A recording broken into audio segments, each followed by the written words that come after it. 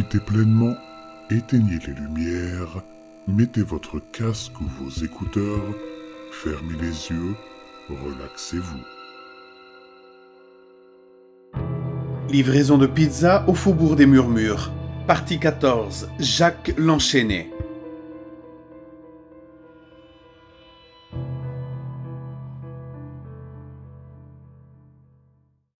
Bonjour à toi, livreur. Nous avons appris que ta livraison au carillonneur a failli tourner au vinaigre. Nous ne cessons de nous étonner de la rapidité avec laquelle ce drôle de bonhomme transforme ses visiteurs en carillons. Quoi qu'il en soit, tu as encore tous tes membres et tes doigts, ce qui nous permet de dire que tu as bien géré la situation. Si bien que nous avons décidé de t'envoyer livrer à un autre client à côté de l'étang, dans le Faubourg des Murmures, comme d'habitude. Nous devrions probablement mentionner que celui-ci a tendance à être un peu invasif, de temps en temps. Cela dit, tu as fait preuve de résilience ces derniers mois, alors nous sommes sûrs que tu t'en sortiras encore une fois très bien. Et comme toujours, nous te fournissons de nombreuses informations sur ce client afin que tu sois bien informé. Écoute attentivement les règles et tu n'auras aucune raison de t'inquiéter. La préparation est la clé du succès. Nom du client, Jacques l'Enchaîné. Adresse, 2901 Champ de la Haine. Commande habituelle, grande pizza aux anchois, garnie d'olives, d'oignons tranchés et de quantité excessive de viscères, de peaux et de filets de maquereau crus. Description de la résidence. La demeure est située sur une petite partie de la rive, près du bord nord de l'étang. Une courte allée en gravier, partiellement masquée par la végétation, y mène. Description du client. Jacques l'Enchaîné est un cadavre humain de sexe masculin, lourdement enveloppé de chaînes en acier rouillé. Ces chaînes couvrent et restreignent la majeure partie de son corps, les seules parties non attachées étant ses pieds, son bras droit et sa tête, à l'exception d'une seule chaîne passant au-dessus de son œil gauche.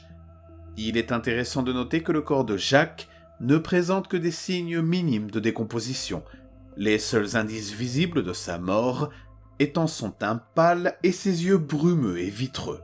De plus, ses cheveux noirs et emmêlés se balancent doucement autour de lui, et surtout, son visage déchiré mais intact est figé dans une expression triste et mélancolique. Voici les règles de livraison. Règle 1.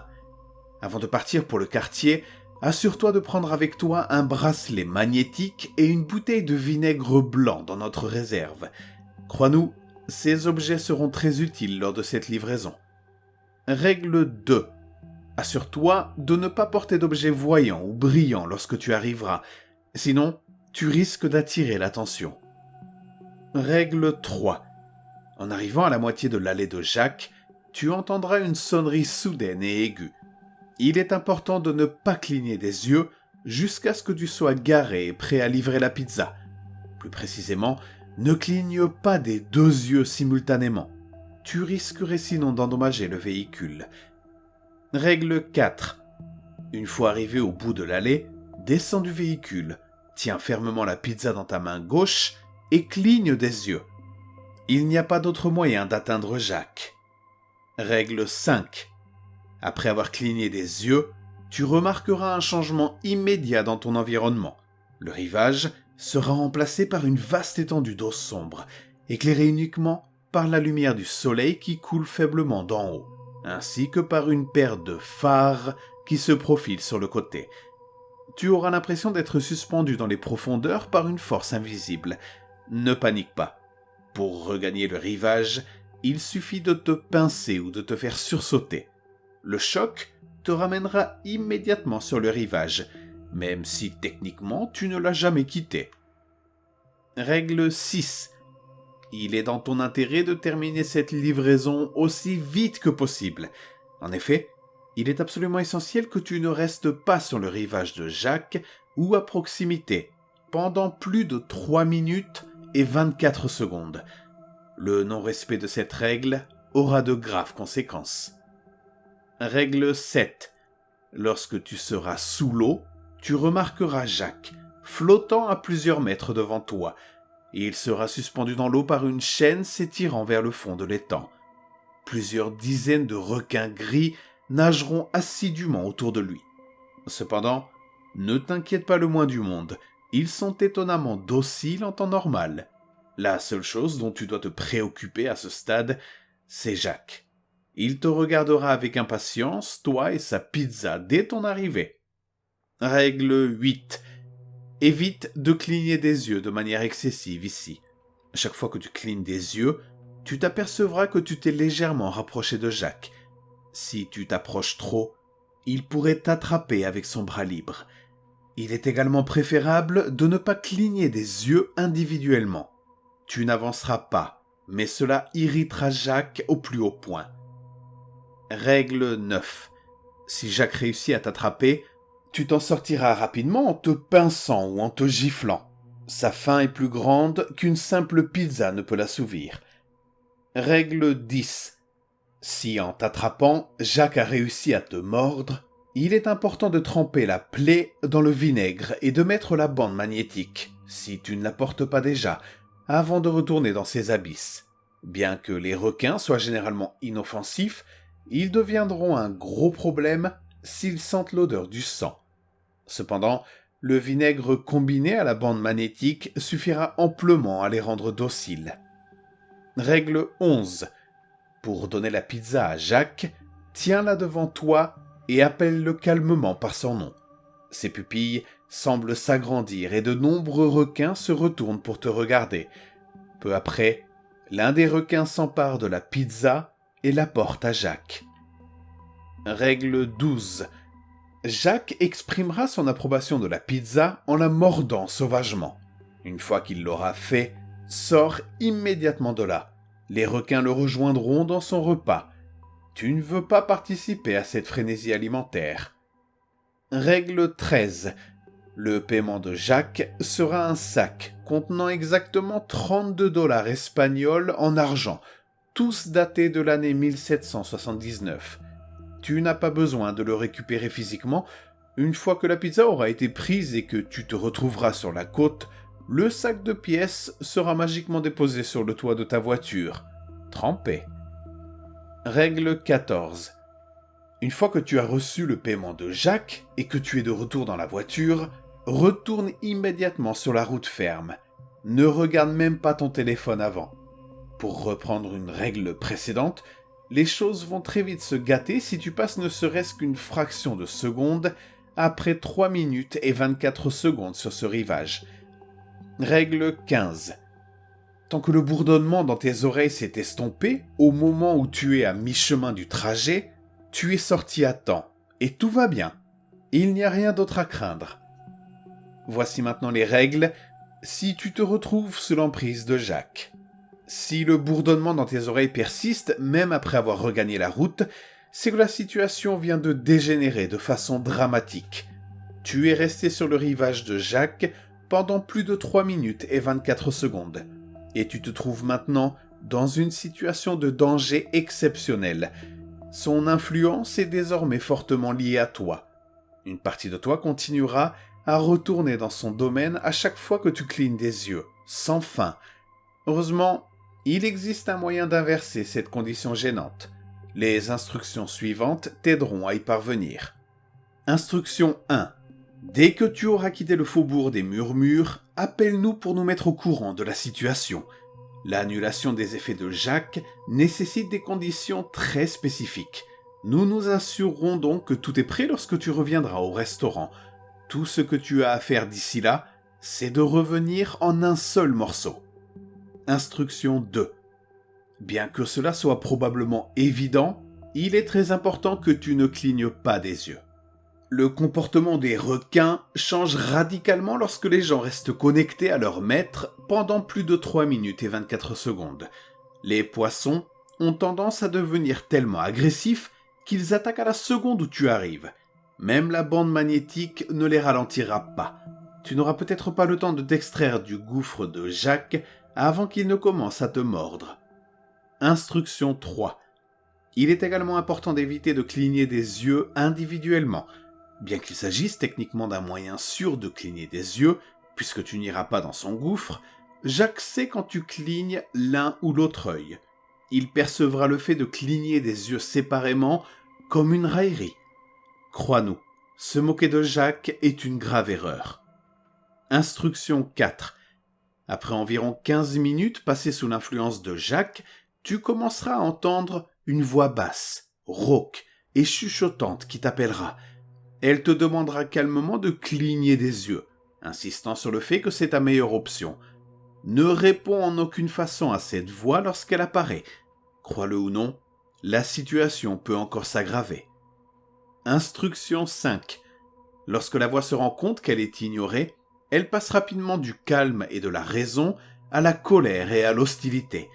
Elle commencera à crier et à proférer des menaces allant de la torture horrible à la traque de toutes les personnes que tu connais, en prononçant souvent ton nom complet pour plus d'effet.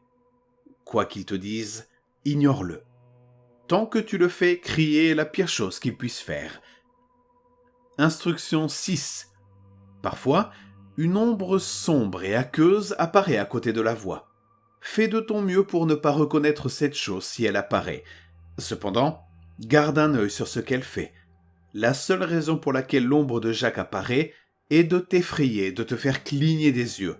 Le plus souvent en s'élançant soudainement vers toi ou en sautant de derrière les coins. Instruction 7. Si à un moment donné tu remarques que ta peau semble inexplicablement humide et que tu as la sensation d'être plongé dans de l'eau froide sans raison, il est essentiel que tu ne clignes plus des yeux.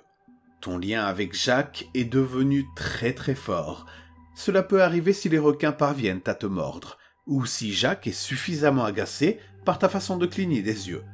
Dans tous les cas, cligne à nouveau des yeux, et rien ne pourra te ramener à la réalité. Tu seras définitivement coincé avec Jacques et ses amis voraces. Instruction 8. De retour au restaurant, 5 de tes collègues t'attendront dans l'arrière-salle. L'un d'entre eux te remettra un maquereau entier avec un couteau. À l'aide du couteau, grave ton nom sur les 2 côtés du corps du poisson, puis pose-le sur le sol devant toi. Ensuite, il suffira de crier « Pour Jacques Kedja » et de cligner des yeux en joignant les mains de tes collègues. Après avoir cligné des yeux, tu constateras que tu es toujours dans notre cuisine, bien qu'étalé sur le sol et trempé, avec une grosse échymose sur l'épaule droite. Mais le plus intéressant, c'est que le poisson portant ton nom a disparu. Instruction 9. Dès que le poisson aura disparu, le bourdonnement dans tes oreilles cessera brusquement. L'influence de Jacques sur toi a été brisée et tout va bien. Ne t'inquiète pas pour le bleu sur ton bras, il disparaîtra de lui-même dans un jour ou 2. Voilà tout ce que tu dois savoir sur Jacques l'Enchaîné. En tant que client, il nous a causé pas mal d'ennuis. Tu serais surpris de savoir combien de nos employés ne parviennent pas à quitter cette plage en 3 minutes et 24 secondes. Bien qu'un seul de nos chauffeurs ait été tué à cause de cela, les autres qui restent trop longtemps trouvent l'expérience extrêmement traumatisante. Ils démissionnent souvent avant même la fin de leur service, bien qu'ils se portent généralement bien par ailleurs. Les quelques exceptions à cette règle sont la raison pour laquelle nous te disons de ne pas reconnaître la voix et l'ombre qui narguent parfois les victimes potentielles de Jacques. La moitié du temps, il ne se passe rien, mais lorsque cela se produit, ce n'est jamais bon signe. Nous avons perdu l'une de nos meilleures employées de cette manière. Elle s'appelait Lara, et les erreurs qu'elle a commises avec Jacques pourraient bien être les seules qu'elle ait jamais commises au cours des 2 années où elle a travaillé pour nous. Lors de cet incident tragique, Lara est restée avec Jacques 1 seconde littéralement après 3 minutes et 24 secondes. Cependant, elle a réussi à retourner au restaurant sans cligner des yeux. Nous avons effectué le rituel et elle a rapporté que le bourdonnement dans ses oreilles avait complètement disparu. Plusieurs clignements d'yeux frénétiques plus tard, elle a confirmé que l'influence de Jacques avait disparu, et pendant un moment, il a semblé que tout allait bien. Cependant, il est rapidement devenu évident que Jacques n'avait pas complètement disparu lorsque Lara s'est mise à crier soudainement. Même après la fin du rituel, elle pouvait encore entendre l'horrible voix de Jacques et voir son ombre menaçante. La raison en est que, Lorsque Lara a entendu la voix sinistre de Jacques, elle lui a accidentellement parlé. Ce qu'elle a dit n'était rien d'autre qu'un stop paniqué. Mais c'était encore un mot de trop. La voix avait été reconnue. Et maintenant, elle était collée à elle pour de bon. Nous ne connaissions pas et ne connaissons toujours pas de moyen de supprimer les effets de Jacques si le rituel ne fonctionne pas. Alors il n'y a rien eu à faire pour Lara. Elle n'est pas restée longtemps à notre service. Jacques a commencé à se moquer d'elle quotidiennement, à lui crier dessus et à la siffler, à tel point qu'elle avait du mal à se concentrer sur son travail. Pire encore, Lara a également déclaré qu'elle faisait désormais un seul cauchemar récurrent chaque nuit. Dans ce rêve, elle se retrouvait à bord d'un vieux bateau en bois, entouré d'un grand nombre de personnes vêtues d'habits des années 1700. Et le bateau se dirigeait apparemment vers l'Australie. Chaque fois, peu après le début du rêve, une violente bagarre éclate sur le pont principal à propos de nourriture volée.